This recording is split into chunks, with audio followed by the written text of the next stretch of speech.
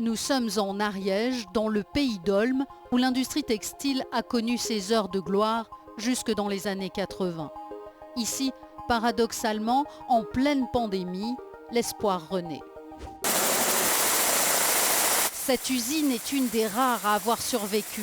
Elle fabrique du tissu en polyester pour de nombreuses marques de voitures.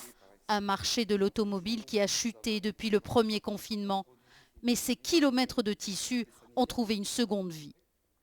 Nos produits sanitaires, ce qu'on veut faire, ce sont des produits qui sont utilisables 50 fois, lavables 50 fois et qui derrière sont 100% recyclables.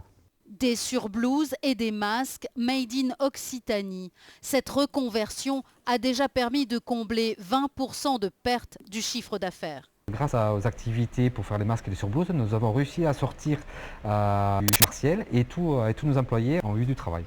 Le conseil régional a été le premier client, 22 millions de masques commandés. Et acheter un masque 2,36 €, ça ne nous coûte pas plus cher parce que derrière, je ne vais pas avoir besoin d'aider ces entreprises pour garder leurs salariés.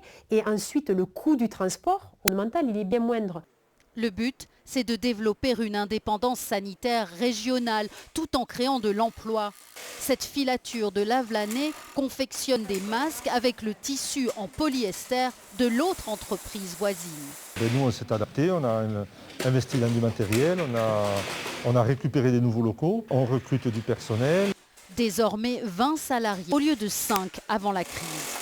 Dans la confection, c'est très difficile de trouver un travail. Puis moi, c'est mon métier, c'est ce que j'ai appris en étant jeune. Le chef d'orchestre de cette relance industrielle, c'est cet homme, lui-même PDG d'une entreprise de textile. Il sait une chose, Faire Régional devra être soutenu par l'État pour tenir le choc face au marché asiatique. Je vous donne un exemple. En Occitanie, 850 EHPAD. Si à raison de 60 blouses par mois par EHPAD, un budget de 700 €, vous consolidez 200 personnes toute l'année. Ce fils d'un ouvrier du textile originaire de Lavelanet a décidé de se battre pour retrouver l'emploi au pays, pour ne plus voir ses friches industrielles s'écrouler au cœur de sa ville, des usines où travaillaient jusqu'à 6000 personnes. Lavelanet était alors la fierté de l'industrie ariégeoise.